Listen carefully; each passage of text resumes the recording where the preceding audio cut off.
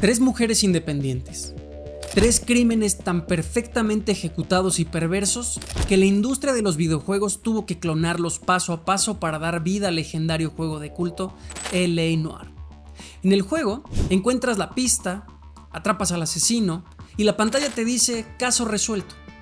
En la realidad de las calles de Hollywood, la policía era corrupta, las evidencias se perdían y estos asesinos se desvanecieron en la niebla sin dejar rastro alguno. Estás escuchando el podcast en donde la cultura pop, las historias más oscuras y los misterios de la realidad se cruzan en un solo canal. Bienvenidos a este True Crime detrás de los píxeles de L.A. Noire. Para entender el nivel de horror del que estamos hablando, tenemos que viajar en el tiempo. Viajemos a Los Ángeles a principios de 1947. La Segunda Guerra Mundial acaba de terminar. La ciudad está experimentando un crecimiento brutal. Hollywood está en su época dorada, pero bajo todo ese brillo de neón hay una podredumbre tremenda. El departamento de la policía de Los Ángeles no era precisamente un ejemplo de justicia. Estaba plagada de agentes comprados por la mafia, drogas, juego ilegal y extorsión. Digamos que si no eras alguien importante o con dinero, a la policía le importabas bastante poco. La psicosis colectiva de la ciudad estaba al límite. Las mujeres tenían miedo de salir solas a la calle y la policía estaba completamente desbordada, recibiendo miles de llamadas de ciudadanos paranoicos, falsas alarmas y confesiones de lunáticos que buscaban atención de los periódicos. Aquí es en donde entra nuestra conexión geek. Si jugaste L.A. Noire, recordarás que la mitad del juego se siente como una película de cine negro. El estudio Team Bundy hizo algo impresionante. Recrearon la ciudad de Los Ángeles usando mapas aéreos reales de la época. Pero lo más impresionante es que cuando entras a la división de homicidios, los casos que investigas como el detective Cole Phelps no son ficción. Son adaptaciones casi milimétricas de los crímenes que ocurrieron en esas semanas de terror de 1947. El juego te hace sentir un genio. Sigues un rastro de pistas, interrogas a los sospechosos mirando si desvían la mirada o si tragan saliva gracias a la tecnología de captura facial. Y finalmente, metes al culpable tras las rejas. Gratificante, ¿verdad? El sistema funciona. La justicia prevalece. Pero la realidad no tiene un botón de pausa, ni una guía de estrategia. Mientras el juego une todos estos asesinatos a través de una conspiración que el jugador puede desenredar, en la vida real los casos de Elizabeth Short, Jan French y Gladys Kern se convirtieron en un laberinto de negligencia policial, callejones sin salida y un misterio sádico que casi 80 años después sigue dándonos escalofríos. Vamos a abrir el primer expediente, la zona cero de esta pesadilla. Todo comenzó la mañana del 15 de enero de 1947. Una mujer que caminaba con su pequeña hija por un vecindario en construcción en Leimert Park divisó lo que creía que era un maniquí roto tirado en el pasto. Al acercarse, el horror la dejó paralizada. Era el cadáver desnudo de Elizabeth Short, una chica de 22 años que había llegado a Los Ángeles buscando el sueño de convertirse en estrella de cine. El nivel de sadismo era inaudito. El cuerpo de Elizabeth había sido cortado exactamente a la mitad por la cintura. No había ni una sola gota de sangre en la escena. El asesino la había lavado minuciosamente antes de dejarla ahí. Pero lo más perturbador era su rostro. Le habían hecho cortes desde las comisuras de los labios hasta las orejas, creando una sonrisa macabra y eterna, conocida en el mundo forense como la sonrisa de Glasgow. La prensa, hambrienta de morbo, lo bautizó inmediatamente como la Dalia Negra, debido a su costumbre de vestir de negro y llevar una dalia en el pelo.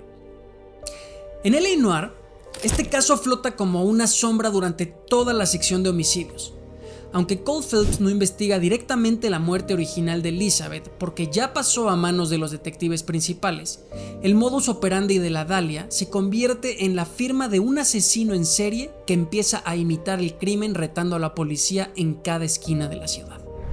El juego te sumerge en esa misma obsesión que destruyó las carreras de los policías reales. Y una réplica del crimen no tardó en llegar. Apenas 3 semanas después, la mañana del 10 de febrero de 1947, un trabajador de la construcción encontró otro cuerpo en un terreno baldío de Grandview Boulevard. Esta vez se trataba de Jan French, de 45 años, una enfermera veterana del ejército y madre de familia. Jan había sido golpeada en la cabeza y en la cara con una hazaña tan brutal que casi estaba irreconocible. Pero lo que hizo que la policía se quedara helada en la escena de Jan French fue el mensaje.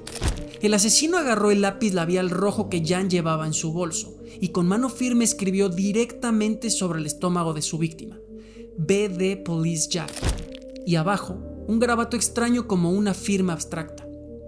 ¿Pero qué significaba BD? Para los periódicos fue obvio: Black Dahlia. La prensa enloqueció.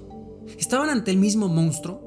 El caso pasó a la historia como el asesino del lápiz labial rojo. En el juego, esta es la misión de Red Lipstick Murder, y ahí, como Phelps, investigas el bar donde Jan estuvo tomando una copa la noche anterior.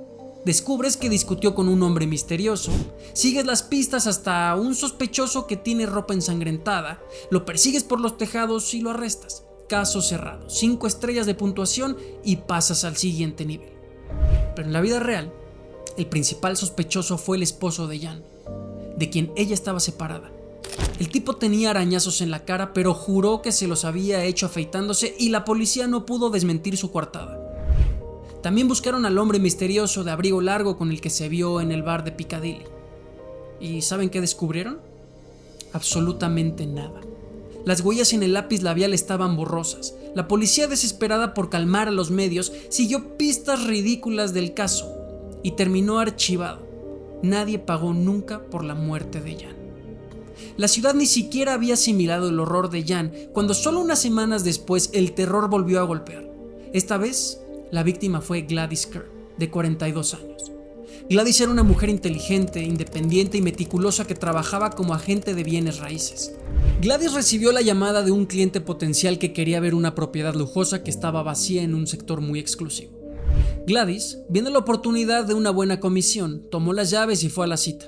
Entró a la casa y esperó al comprador. Pero el hombre que tocó a la puerta no iba a comprar nada, iba a cazar. El cuerpo de Gladys fue encontrado días después por otro agente.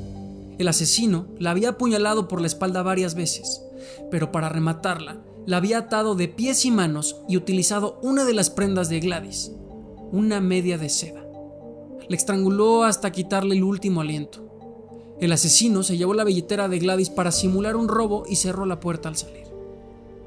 En L.A. Noire, esta tragedia se convierte en la misión de Silk Stocking Murder.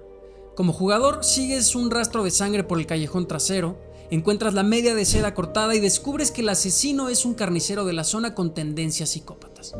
El juego te da el cierre que necesitas. Pero en las calles reales de Los Ángeles no hubo carnicero arrestado. La policía descubrió que el asesino había usado un nombre falso para agendar la cita con Gladys. No había registros, no había ADN, no había cámaras. Los detectives, bajo una presión insufrible por resolver el caso de la Dahlia Negra y el de Jan French, manejaron la teoría de que un solo depredador inteligente estaba suelto por la ciudad firmando sus crímenes con fetiches macabros. El cuerpo partido de Elizabeth, el lápiz labial de Jan, la media de seda de Gladys. Pero la investigación fue un desastre tan monumental, con pistas cruzadas y policías corruptos más preocupados por proteger sus propios negocios ilegales que por hacer trabajo forense. El caso se enfrió por completo. El asesino de la media de seda se convirtió en otro fantasma en la historia de California. Y aquí es en donde viene el dato que te va a volar la cabeza y que nos deja una reflexión bastante densa sobre cómo consumimos el entretenimiento hoy en día. ¿Por qué L.A. Noire inventó culpables para estos casos? ¿Por qué los guionistas decidieron darnos la satisfacción de atrapar a los asesinos de Elizabeth Short, Jan French y Gladys Kern, si en la vida real murieron libres y probablemente repitiendo sus crímenes? Piénsenlo desde la perspectiva de la gamificación de la justicia. A la mente humana le aterra el caos. Nos desestabiliza por completo saber que alguien puede entrar a una casa vacía, matar a una mujer con una media de seda, o cortar a una chica a la mitad en un terreno baldío y luego irse a su casa a cenar con su familia como si nada hubiera pasado. No podemos vivir con esa falta de control. Por eso inventamos historias. Por eso los videojuegos de detectives son tan adictivos. Son un refugio psicológico. L.A. Noire funciona como un mecanismo de compensación histórica.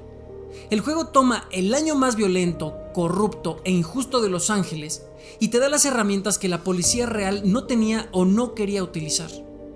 Te otorga el superpoder de la verdad absoluta. Si el sospechoso mira a la izquierda, sabes que miente. Si encuentras el objeto brillante en el suelo, tienes la prueba reina. El juego reescribe la historia para sanar de cierta forma el trauma colectivo de una ciudad que nunca supo quiénes eran sus monstruos.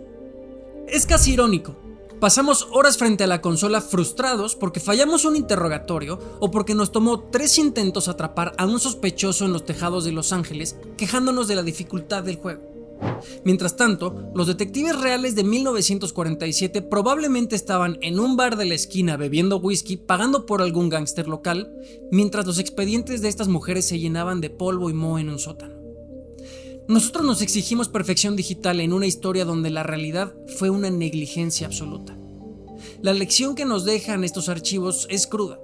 La línea que separa al entretenimiento del horror real es una pantalla de televisión. Disfrutamos jugando a los detectives porque el juego nos promete que al final del día, los buenos ganan. Pero la realidad de 1947 no tenía un guión de Rockstar Games. Tenía calles oscuras, impunidad y familias que tuvieron que vivir el resto de sus vidas sabiendo que el asesino de sus seres queridos compartía el mismo aire que ellos en un autobús o en el cine.